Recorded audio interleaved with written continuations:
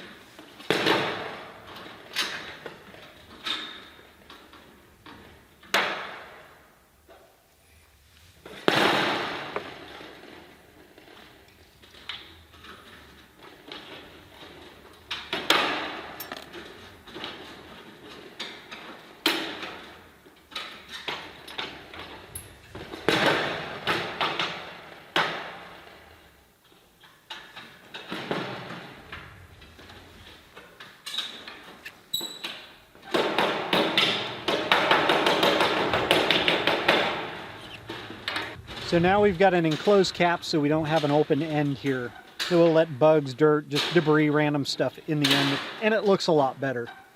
For our other side here, I am going to treat a point in the air, or at these, kind of this intersection point of this T of the male rib, and I'm going to cut angled this way.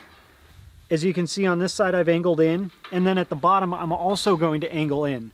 So I'm going to have 3 angles converging on this one point.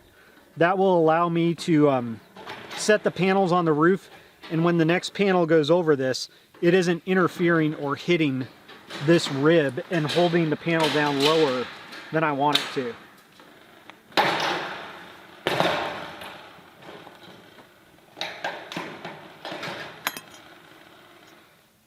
So I've just cut 3 angles that all converge on this one point here. And the third step, or the final step, to get this bottom edge of the panel done, I'm going to use this 18F folding tool. I'm going to slip it over the bottom of the panel. We've got our witness holes here to make sure that the plate bender's all the way on, so we get that 1-inch hem. And I'm just going to pull up and just fold it over like that. I'm not going to go really tight because that will make it a little bit more challenging when we go over our eave trim. But that is basically the bottom of our panel ready to be installed. Now let's look at the top. At the top of the panel, our panels are 6 inches longer than we need them to be, but we also want to have a 1-inch fold or detail on that end. So I'm going to mark it from the top of panel 6 inches all the way across. That'll be a cut line, but I'm also going to make some marks at the 1 inch down from that 6 inches. So at 6 inches and 7 inches will be some marks.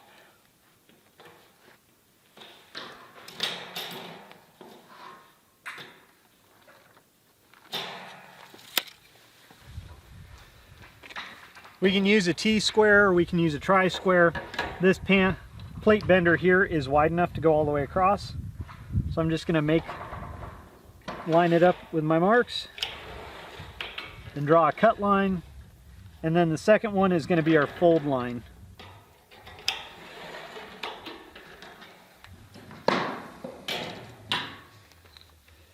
Because this is the top of the panel, I don't have the same detail on the male and female edges. So what I'm going to do is I'm just going to cut through all the way at the 6 or 7 inch mark, I'm sorry. On this side, I'm going to cut straight up.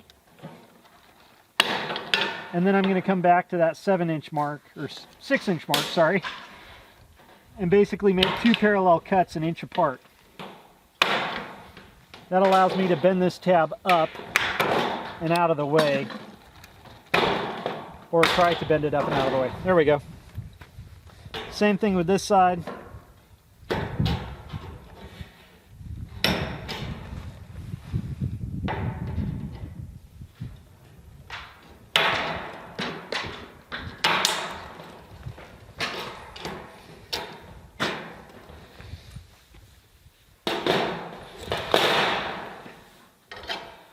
And that gives me enough relief with that 1 inch tab being bent up to begin cutting.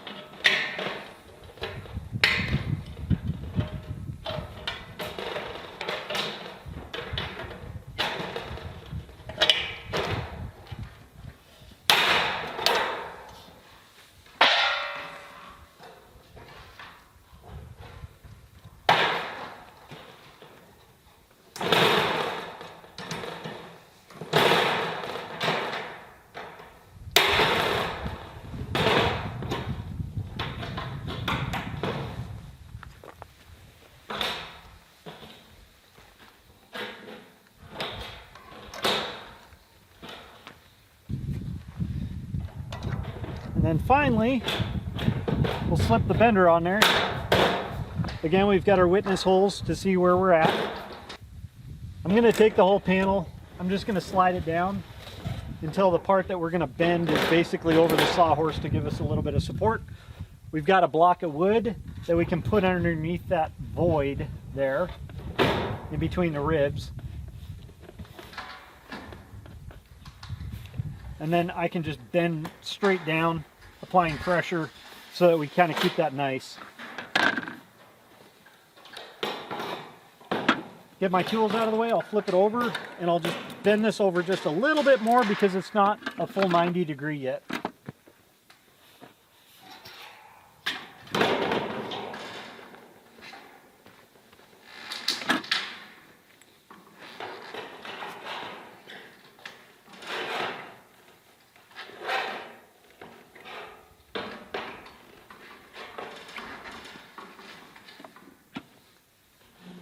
All right, this panel is basically prepped, ready to go on the roof.